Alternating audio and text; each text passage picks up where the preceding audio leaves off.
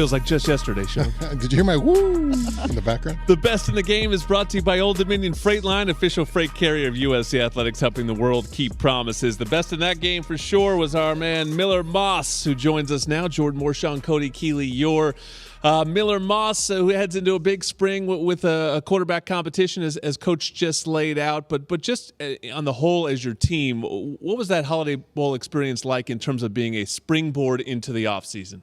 Yeah, I mean, I think it was great. Whenever you can finish the previous season on a positive note, it kind of springboards you into the next offseason, whether it be workouts or spring practice, and then obviously going into summer and fall camp. So obviously always better to finish on a high note than a low one. For sure. But I think we learned a lot throughout that bowl process as coming together as a team, what that looks like and how that can come to fruition in games and how that can look on the field. So I think it was definitely a positive experience going into the offseason.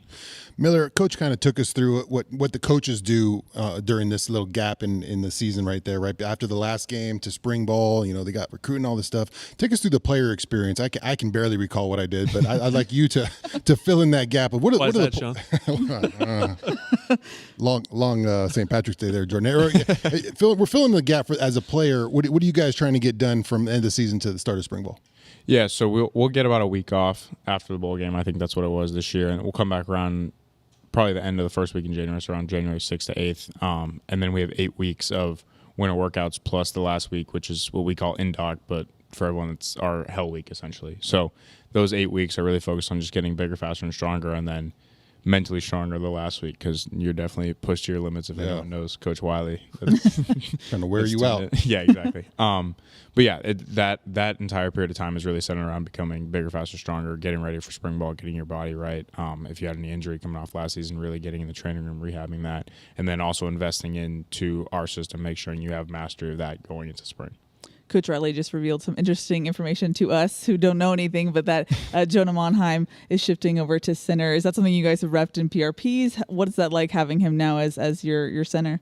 Yeah, definitely. Brett is obviously doing pro day on Wednesday, so he's come back and worked with Jonah a little bit, which has been awesome throughout the offseason. He was obviously a great player for us, a really cerebral guy, and I think Jonah can similarly pick up in that role in that he's a really, really intelligent guy. Obviously has all the physical tools to be a great lineman, but super excited about him in that role. It takes some stuff off of the quarterback as well when you have a really smart guy up there. So happy he's back.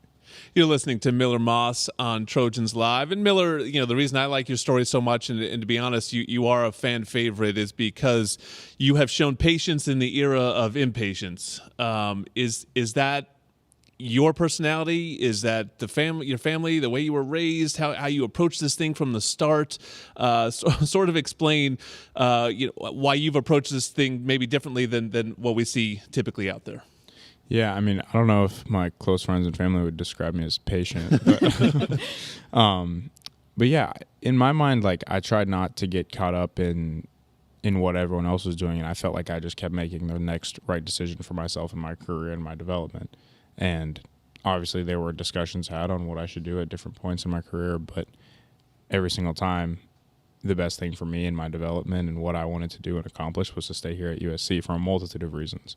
So that's really how it worked out. I don't think it had to do with anyone else's decisions, any environment in college football, which I know a lot of people talk about a lot, but just what was the next best decision for my career and my development. And it always ended up with me being here, so I'm happy about that. I think a lot of football fans think, they take competition kind of for granted. I think in the realm of football players is, you're always fighting for your position, no matter in the college, NFL, you're from day to day. And the quarterback position is spotlighted, but you've been in a competition forever. What's it like going into another competition? You're not new to this, right? You just got to keep battling and you got a spring here where you get a chance to be the starting quarterback for USC. Yeah, I mean, obviously exciting. Like you said, I'm not new to this, so definitely excited. Just really excited for the opportunity. Feel good about where our team's at, and excited to lead them throughout the spring. If I remember correctly, you didn't get your senior year of high school.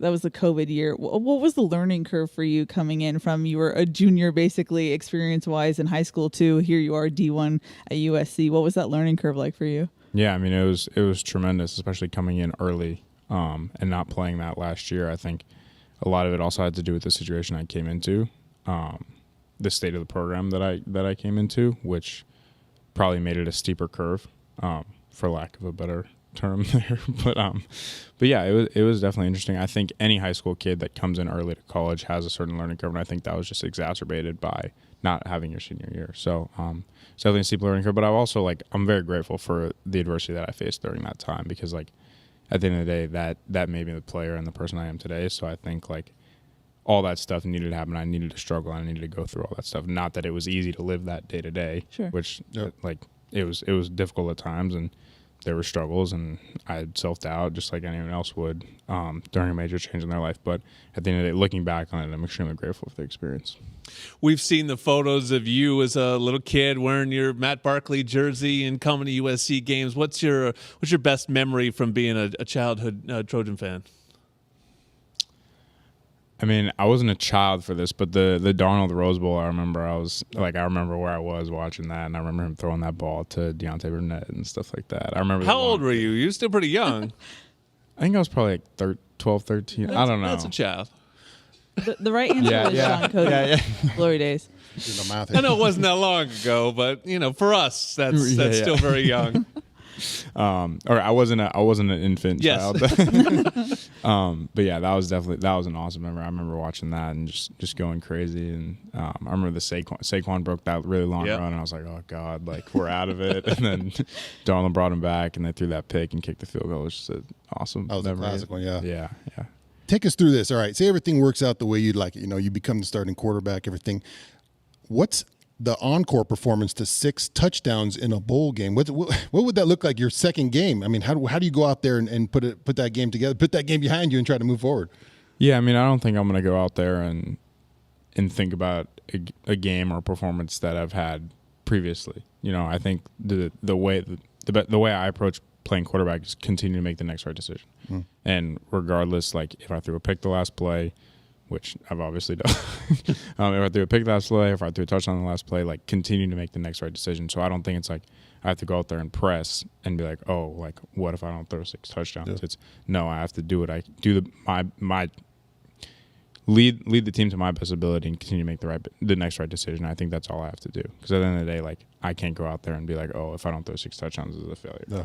Because as long as we're able to win games, like it's always a success in my mind. So whatever I can do to help the team win at the end of the day is what I'm going to continue to do.